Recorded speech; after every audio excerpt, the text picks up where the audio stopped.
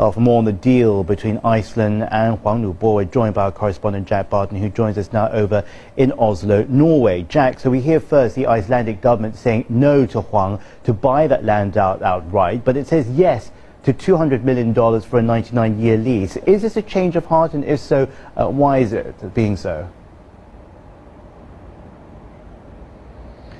Well, this deal was beset by obstacles at the start. There was initially a lot of distrust just because it was such a large parcel of land that was up for being purchased. As you mentioned, around 300 square kilometers.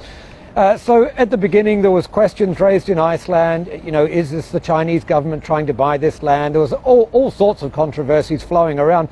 By the time they'd all be put down to bed, those had been settled. It ended up turning out that under Icelandic law, nobody that's not an Icelander can buy a parcel of land that big anyway. It was in the constitution. There was nothing they could do about that.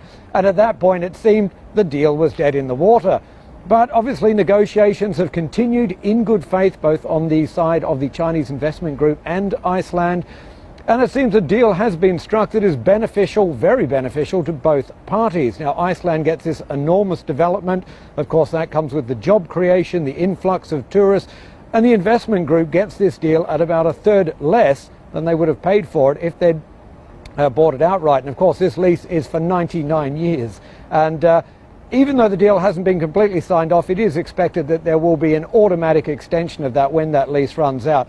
So a breakthrough that many people didn't expect, and a breakthrough in many different aspects, including that this will be the largest such development of its kind ever carried out in Iceland. Well, as you said, buying or renting, this is a major investment project, and as it comes so close to Norway, where you're speaking to us from, how is it likely to impact the relationship between Beijing and Oslo?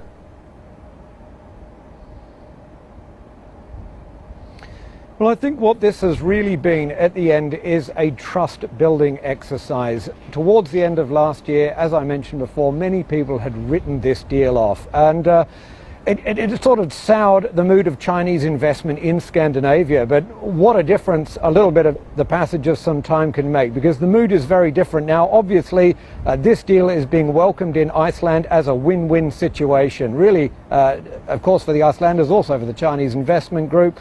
And across Scandinavia, and I'm sure even beyond, people are really looking at the way this deal has been nutted out. If you look at the media, if you hear what analysts are talking about, they're really talking about the maturity of the negotiations, the sophistication of this deal, and it really has built a lot of trust and broken down many of those barriers we were seeing last year. So there's no doubt that this deal is going to be a breakthrough in Chinese investment, not just by this company, but by many different Chinese companies seeking to invest in the area.